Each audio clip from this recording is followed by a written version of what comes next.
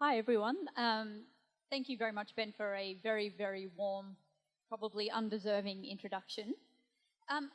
So look, I want to talk to you a little bit today about URI, being a global interfaith organisation that's looking to promote opportunities for people from different cultures, different ethnic groups, different religious groups, to really get to know each other, fundamentally. And look, that might not seem like a very grand ideal, but the reality is people are, in many different parts of the world, committing acts of violence against each other in the name of difference.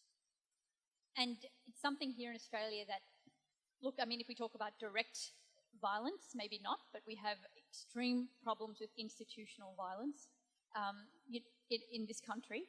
But in other parts of the world, I meet in my work every day people who have survived, people who have lost members to protracted conflicts on the basis of religion. And I've just come back from India from a week-long training in Kerala on peace and conflict transformation. And my family hails from Kerala a long time ago. And being there in Kerala in the presence of a woman named Nasima, and Nasima is a woman from the western part of India, from Gujarat. Right? Nasima is a very entrepreneurial woman. She started up her own micro-enterprise in Gujarat, in Ahmedabad. She's married, she has 3 sons, and Nasima was also in Gujarat in 2002. In 2002, I guess a protracted incidence of violence happened across the state of India. And initially started with a group of pilgrims of one religion who were set on fire. A whole bunch of people died. And in response to that, the members of that group undertook a series of acts of violence all across the state of Gujarat against Nasima's group. Nasima's Muslim, and the pilgrims who were killed that day on that train were Muslim. And the state of Gujarat has taken a really, really long time to recover. And when I was there in Kerala, thinking about my interfaith work and how I really wish more people would come to our events, I actually got to meet Nasima and hear her story about why she gets involved in interfaith. And she gets involved in interfaith because for her it's a matter of life and death. And it was a matter of life and death. And in India, people always say, oh, look, we all live side by side together all the time and it's fine. And it's true, it is fine a lot of the times. But if we don't think about the importance of actually getting to know each other and reflecting on those relationships, when the time comes, when push comes to shove, when violence is incited, we forget about those relationships, and people do it all the time. And to bring that example back to Australia, look, again, we don't necessarily have violence on the basis of religion in Australia, and we don't have it, yes, people aren't killing each other in the street. True and good. Obviously, that's a great thing. But we do have a lot of incidents of verbal violence, physical acts of intimidation, a lot of abuse happening online and in public spaces, and that is a reality here in Australia. And it's a reality in Australia because a lot of the global conflicts are local conflicts for Melbourne, and they're local conflicts because Melbourne is one of the world's most culturally, religiously and linguistically diverse countries in the world. So when you have, groups from, that are currently in a protracted state of violence, say in the Middle East, and those groups meet here, that is often in a state of violence. And that's a really unfortunate thing. So what URI tries to do, we try to think long term. So say there is an act of violence, right? And I'm going to pick, something to do with Israel and Palestine because it's a very topical thing, and it's one of those issues that does cause a lot of discord in different parts of the community. So in previous interfaith work that I've been involved in, there are groups that do this kind of bridge building work between two groups, and then when something happens, nothing happens. So that means that when some sort of act of violence happens overseas and people become upset here because the diaspora is local, literally the groups that organise the interfaith work don't do anything in response to the violence that happens. And I think that's a real shame. I think if we are spending a lot of money organising initiatives for people to get to know each other, we should be bringing people together after acts of violence to reaffirm our relationships with each other. And that is one of the things that URI tries to do. We try to focus on creating opportunities for people to get to know each other as individuals, as Leonie, as Nivy, as Hannah, as Robbie. That's it. We start here in a peaceful room Nothing's right now, like nothing's going to happen to us outside, hopefully, fingers crossed, unless we're careless when we cross the road. You know, but we don't know what's going to happen tomorrow. We don't know what's going to happen next year. There are people in this room who are survivors of extreme forms of violence, done on the basis of race, done on the basis of religion. And that is a very problematic world we live in. And sometimes we forget. So with URI, we do very much try and focus on building those individual relationships. And often it's over food. And when I was younger and did a lot of interfaith work, I used to get very tired of what I called tea and biscuit interfaith work. And it was, you know, a bunch of old people, Bakta will forgive me, but it's, you know, quite often what we call it, tea and biscuit interfaithing.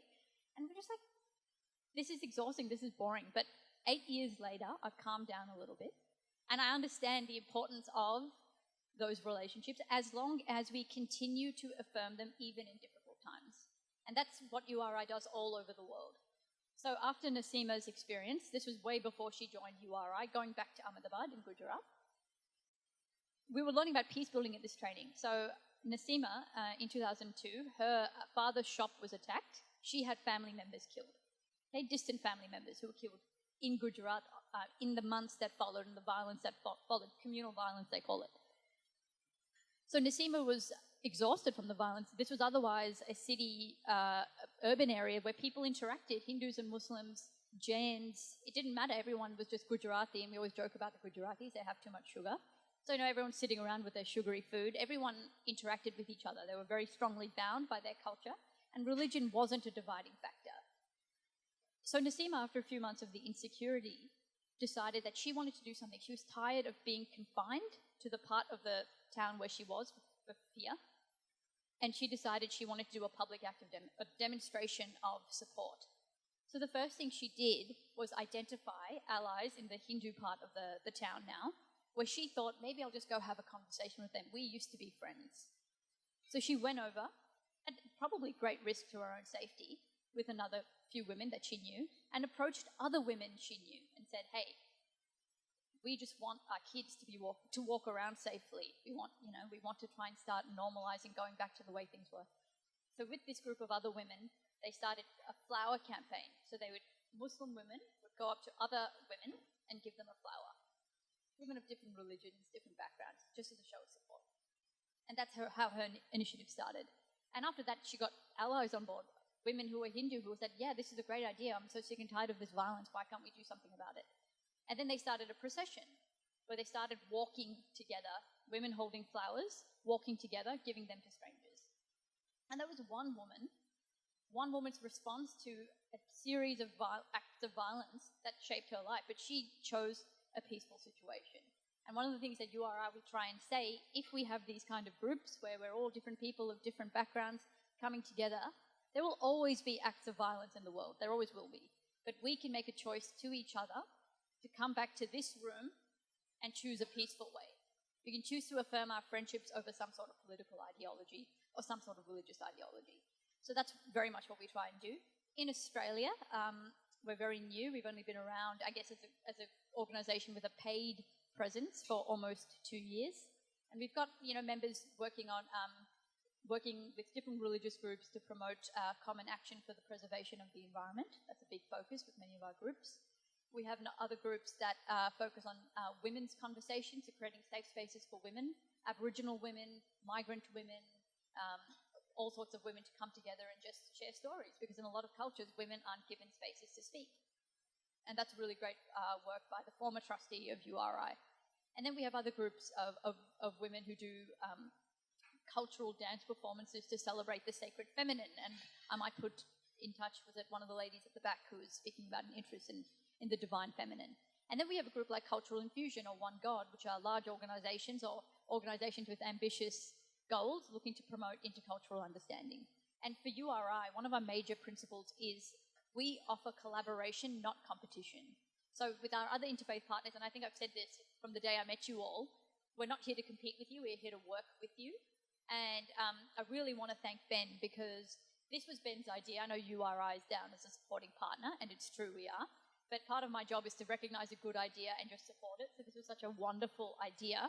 Thank you for having the vision, and URI will support you. So to our other interfaith partners in the room and non-interfaith partners, especially in the work of Mungo Man and raising awareness about, this vital part of Australian history that has gone neglected for way too long. Aboriginal culture, in many ways, to me, it was explained to me in 2011. I went to my first URI event in Malaysia, and there was an Aboriginal woman named Rachel Shields from Central Australia, and she said, the problem with Australia is that we ask immigrants to swear their loyalty on the 26th of January. That's the day Australia chooses its new Australians to say that we are committed to Australia. And I don't need to explain to you the problem with that. It's like putting your hand on a pile of blood and saying, I swear allegiance to Australia. And Rachel's idea was, Aboriginal culture has always been a story of pluralism. And as Alan said, Aboriginal people aren't saying we own anything, but dreaming is an inclusive process, the story of Aboriginal dreaming of creation. And Rachel's idea was, if we could welcome to country people who come here from all over the world, use Aboriginal heritage as a form of welcome to people who come from across the seas, that would be an Australia that's far more inclusive of all of the people who have migrated here, because at the end of the day, for most of us, we have ancestors who didn't come from here. So thank you very much to Jim and to David and to Ben, to Peter and to Alan for being here and for speaking. And in terms of where we might go, URI is happy to support anyone who tries to host such initiatives, to provide any sort of organisational support to make sure that conversations like this can keep happening.